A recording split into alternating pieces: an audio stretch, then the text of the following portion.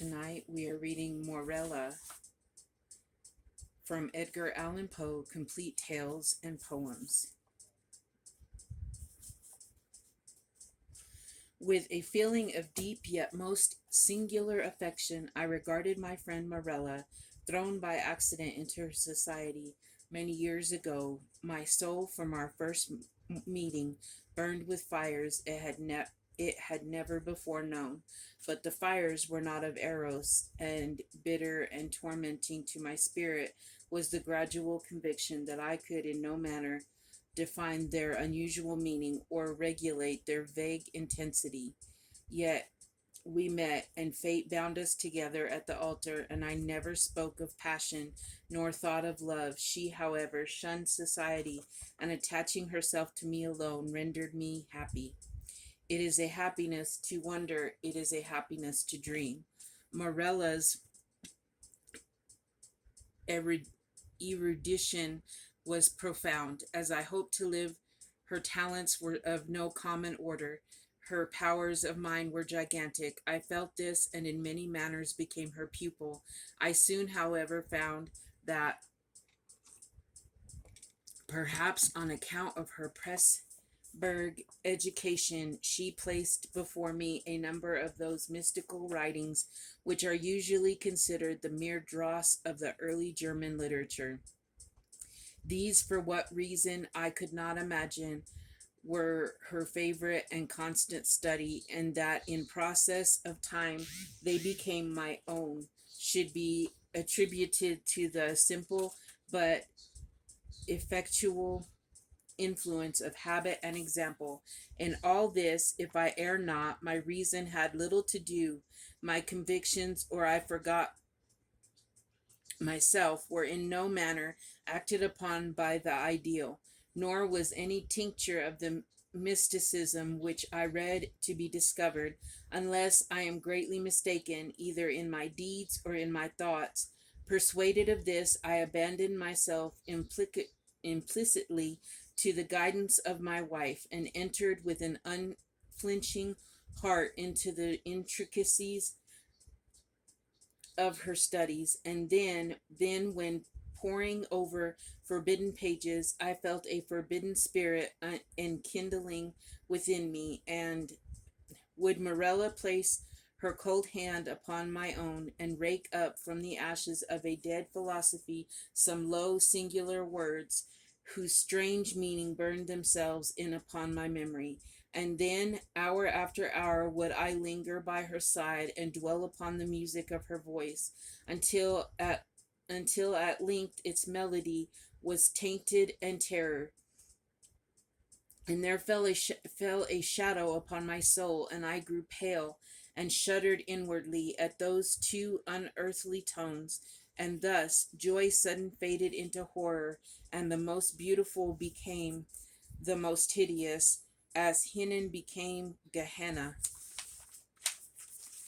It is unnecessary to state the exact character of those disquisitions which, growing out of the volumes I have mentioned, formed for so long at a time almost the sole conversation of Morella and myself.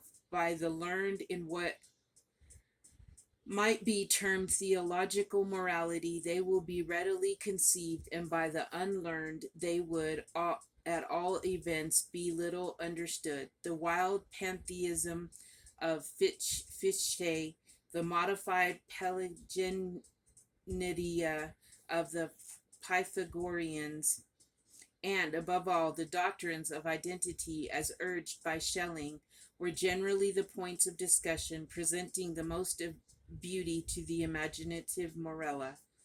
That identity which is termed personal, Mr. Locke, I think, truly defines to consist in the saneness of rational being, and since by person we understand an intelligent essence having reason, and since there is a consciousness which always accompanies thinking, it is this which makes us all to be that which we call ourselves, thereby distinguishing us from other beings that think, and giving us our personal identity. But the principium individuations, the notion of that identity which at death is or is not lost forever, was to me at all times a consideration of intense interest, not more from the perplexing and exciting nature of its consequences than from the marked and agitated manner in which Morello mentioned them. But indeed, the time had now arrived when the mystery of my wife's manner oppressed me as a spell. I could no longer bear the touch of her wan fingers, nor the low tone of her musical language, nor the luster of her melancholy eyes. And she knew all this, but did not upbraid. She seemed conscious of my weakness or my folly, and smiling called it fate. She seemed also conscious of a cause to me unknown for the gradual alienation of my regard, but she gave me no hint or token of its nature. Yet was she woman.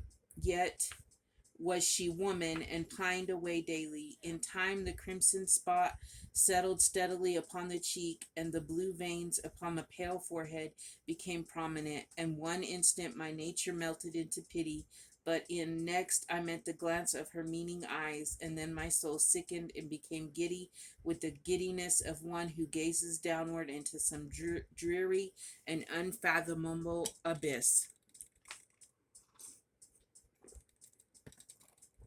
Shall I then say that I longed with an earnest and consuming desire for the moment of Morella's decease? I did, but the fragile spirit clung to its tenement of clay for many days, for many weeks and irksome months, until my tortured nerves obtained the mastery over my mind, and I grew furious through delay, and, with the heart of a fiend, cursed the days and the hours and the bitter moments which seemed to lengthen and lengthen as her gentle life declined, like shadows in the dying of the day. But one autumnal evening, when the winds lay still in heaven, Morella called me to her bedside. There was a dim mist over all the earth, and a warm glow upon the waters, and amid the rich October leaves of the forest, a rainbow from the firmament had surely fallen. It is a day of days, she said as I approached, a day of all days, either to live or die. It is a fair day for the sons of earth and life, ah, more fair for the daughters of heaven and death. I kissed her forehead, and she continued, I am dying, yet shall I live.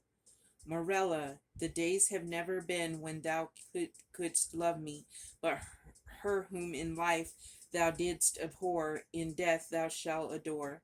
Morella, I repeat, I am dying, but within me is a pledge of that affection, ah, how little, which thou did feel for me, Morella, and when my spirit departs shall the child live, the child and mine, Morella's.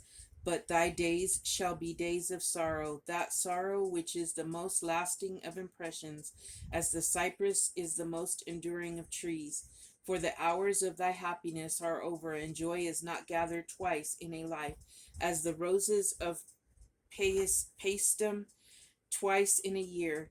Thou shalt no longer then play the Tian with time, but being ignorant of the myrtle and the vine, thou shall bear about with thee thy shroud on the earth, as do the Moslemin at Mecca. Marella, I cried, Marella, how knowest thou this? But she turned away her face upon the pillow, and a slight tremor coming over her limbs, she thus died, and I heard her voice no more. Yet as she had foretold, her child, to which in dying she had given birth, which breathed not until the mother breathed no more, her child, a daughter, lived, and she grew strangely in stature and in intellect, and was the perfect resemblance of her who had departed, and I loved her with a love more fervent than I had believed it possible to feel for any denizen of earth. But ere long the heaven of this pure affection became darkened, and gloom and horror and grief swept over it in clouds. I said the child grew strangely in stature and intelligence. Strange, indeed, was her rapid increase in bodily size, but terrible, oh, terrible were the tumultuous thoughts which crowded upon me while watching the development of her mental being.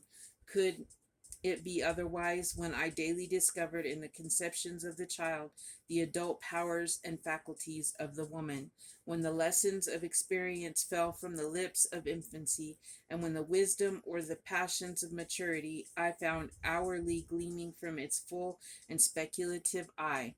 When I say all this became evident to my appalled senses, when I could no longer hide it from my soul, nor throw it off from those perceptions which trembled to receive it, is it to be wondered that at that suspicions of a nature fearful and exciting crept in upon my spirit, or that my thoughts fell back against aghast upon the wild tales and thrilling theories of the entombed Morella?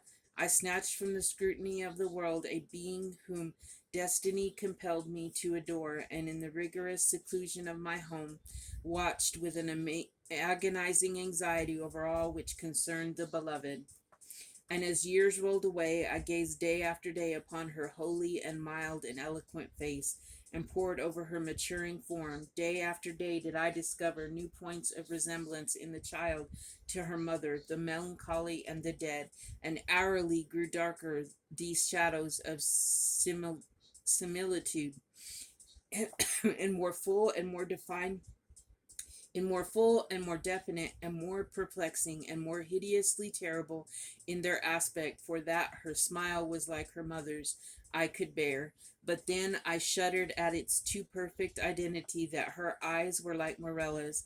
I could endure, but then they too often looked down into the depths of my soul with Morella's own intense and bewildering meaning, and in the contour of the high forehead, and in the ringlets of the silken hair, and in the wan fingers which buried themselves therein, and in the dead and in, and in the sad musical tones of her speech, and above all, oh above all, in the phrases and expressions of the dead on the lips of the loved and the living, I found food for consuming thought and horror for a worm that would not die.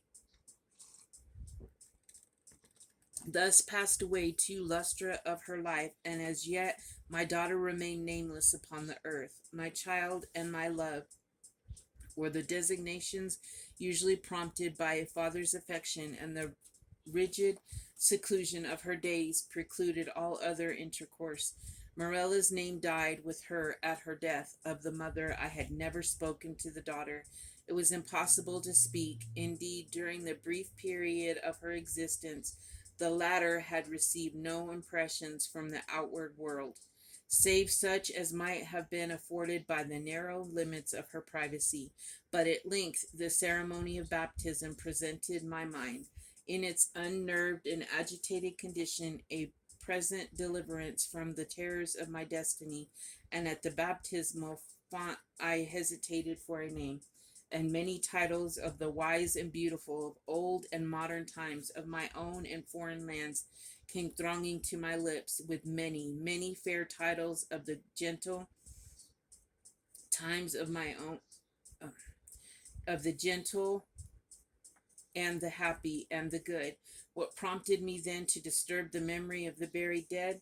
What demon urged me to breathe that sound, which in its very recollection was wont to make ebb the purple blood in torrents from the temples to the heart? What fiend spoke from the recesses of my soul, when amid those dim aisles and in the silence of the night I whispered within the ears of the holy man the syllables Morella? What more than fiend convulsed the features of my child and overspread them with hues of death, as starting at that scarcely audible sound, she turned her glassy eyes from the earth to heaven, and falling prostrate on the black slabs of our ancestral vault, responded, I am here. Distinct, coldly, calmly distinct, fell those few simple sounds within my ear, and thence little molten lead rolled hissingly into my brain. Years may pass away, but the memory of that epoch never. Nor was I indeed ignorant of the flowers and the vine, but the hemlock and the cypress overshadowed me night and day, and I kept no reckoning of time or place, and the stars of my fate faded from heaven, and therefore the earth grew dark, and its figures passed by me with flitting shadows, and among them all I beheld only Morella. The winds of the firmament breathed but one sound within my ears, and the ripples upon the sea murmured evermore, Morella, but she died. And within my own hands I bore her to the tomb, and I laughed with a long and bitter laugh as I found no traces of the first in the channel where I laid the second, Morella.